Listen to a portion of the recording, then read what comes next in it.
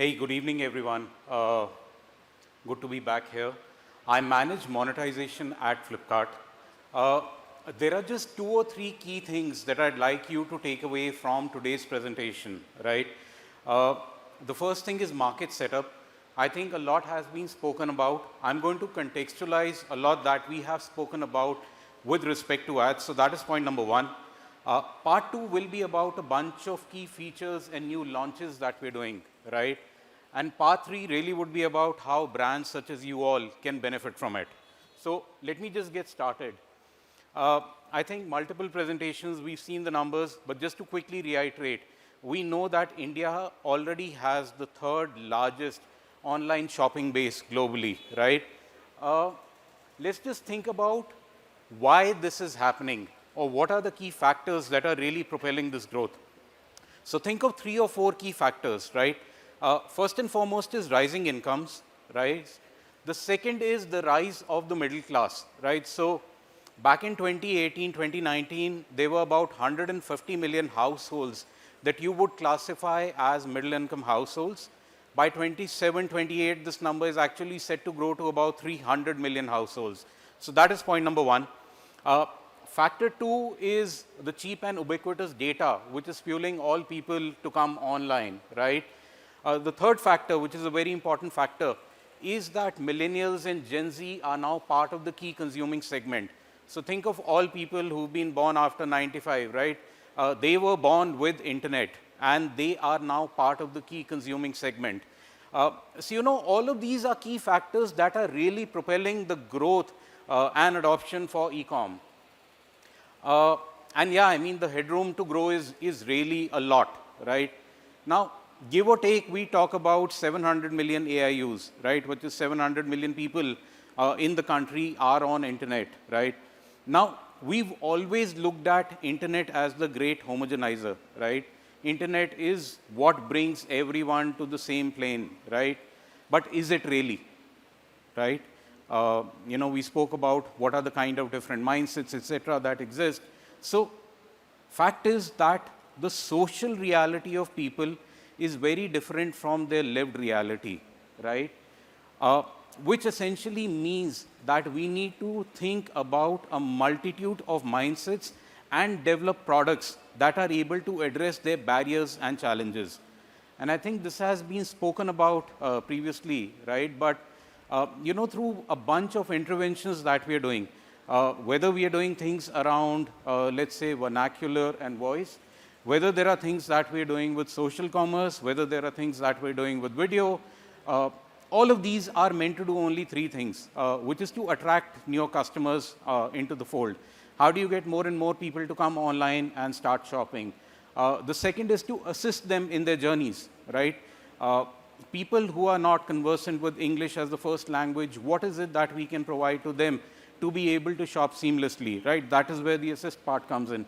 And the third is assure. So Anand spoke a lot about a bunch of trust markers that we're building, or the fact that Shopsy as a platform has resellers also on it, right? So all of these are key things that we are doing to attract, assure, and assist new customers to be able to come online and shop. I think all of this, we're speaking about 700 million AIUs. We're speaking about how more and more people are getting conversant with e-commerce, and the fact that there are a bunch of things that are getting done for them to be able to shop seamlessly. And what is this resulting in, right? I mean, there are multiple numbers that are out there in terms of the size and scale of the digital market. Our triangulation suggests that digital within this year, right, will be close to maybe a 45 to a 47,000 crore opportunity already, right? And commerce advertising as a part of it this year would have been north of $1 billion, right? That is how large this market has already become, right? And what does it mean? The size of the market, what does it imply? I'd like to leave you with only 2 key points from this slide. The first is verticalization of search, right? Think about it. All of us as consumers, our behavior has changed fundamentally, right? Today, when you're looking for food, you'll perhaps go to a Swiggy or a Zomato. When you're looking for music, you'll go to a Spotify or a Gaana. When you're looking for services, you'll go perhaps to an urban company. But when you're looking for products, you will come to a platform such as Flipkart. In the US, 70% of product queries have already migrated off horizontals, okay, to e-commerce destinations. In India, that number is about 35%, and it is set to grow to about 50% in the coming few years. I dare say by 24, we'll be at a situation when 50% or more of product queries will be originating with destinations such as ours. So that is one large change that is happening. The second is the collapse of shopping funnels, right? So today, as users, if we were to think of our behavior a couple of years back, right?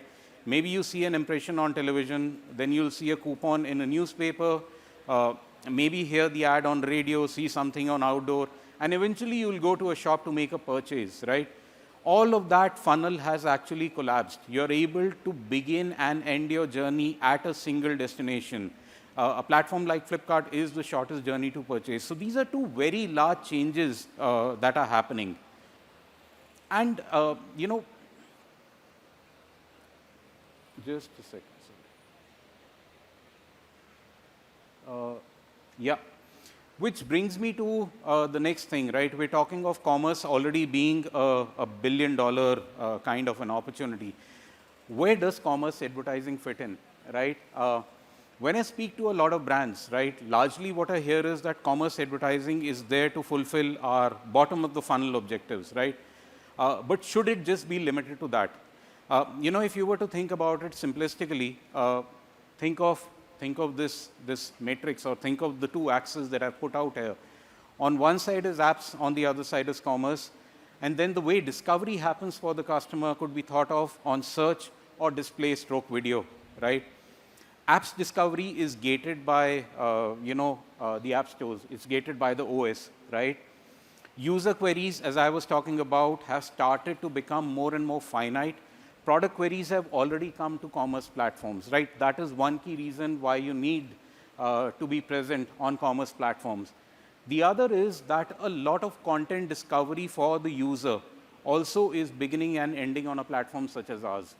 So the key point that I want to leave you with is the fact that it is not just for bottom of the funnel objectives, but a lot of upstream advertising and brand building that you need to do, for which you can utilize a platform such as ours.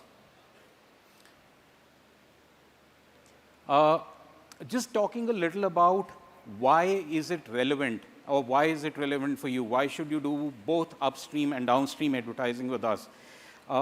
We are not just one of the largest commerce destinations in the country. We are actually one of the largest media destinations, right? We spoke about the fact that we have over 450 million registered users. And all of these users take a lot of action on Flipkart, right? They are going to browse products, they will compare products, they read reviews and ratings, they add products to cart, maybe buy it at that point of time or come back later to make a purchase, browse through various categories, and use multiple payment instruments to be able to make their purchase. Some of them are going to use cash, some of them will use credit, some of them will use affordability constructs, right? Now we are able to understand all of these user actions, right, and generate some insights out of them, right? And if I think about insights, or I think about what we create from that insight, I think what we create is an intent spectrum. And intent really is never singular, right? There are users who will have, let's say, strong intent, which is they know what they want to buy, they'll come onto the platform, they'll search for it, and perhaps go ahead and make a purchase, right? There are consumers who have latent intent, right? They've made a purchase and there is a product that they'll need to buy which is congruent to the purchase that they've already made. And then there is new intent, right?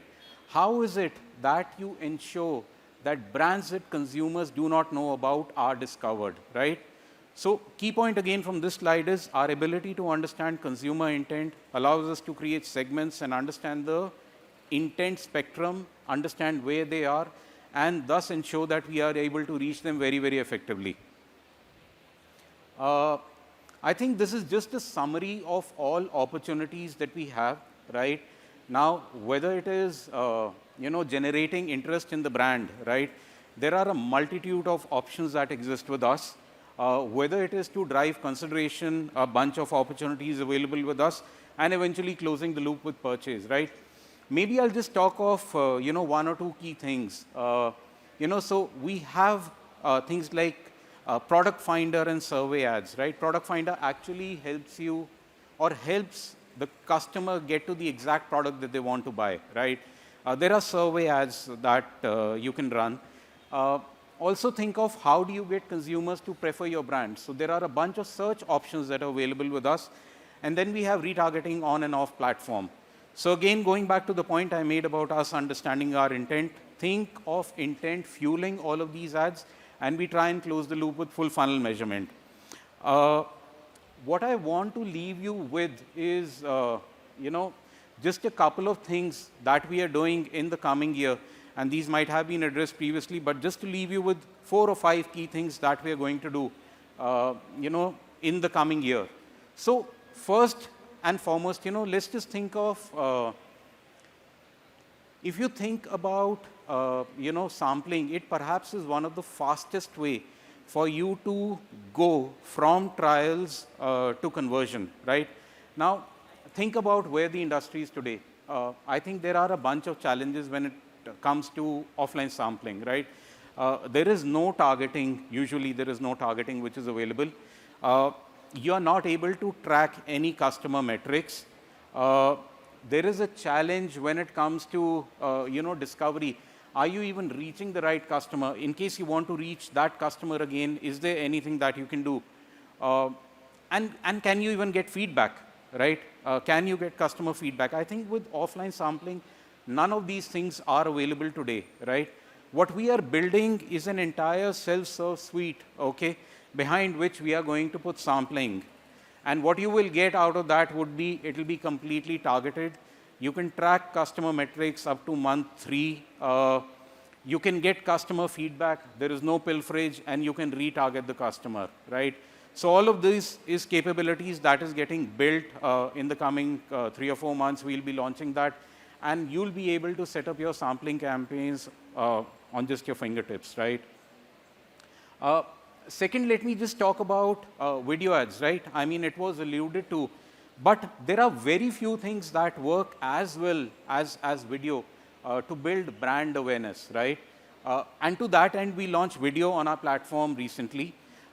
And this capability is loaded with a very rich feature set, which means that you can reach custom audiences. You'll again get full funnel measurement, and it really helps you shorten the journey again from top of the funnel to eventually purchase. And there are a bunch of metrics that you'll be able to track. So this is not just put your ad out and hope for something to happen. This is something that is as trackable as any other thing that we've built on the platform, right? So second is video ads. Now let me just talk a little about brand stores. How many stores can a brand really open in offline, right? Maybe the largest of the brands will have, I don't know, 400, 500 stores, maybe not more than that, right? And we're talking of really, really large scale brands. What we're doing is actually putting entire brand store build again behind a self-serve, which allows you to reach 99% of the pin codes in the country, right?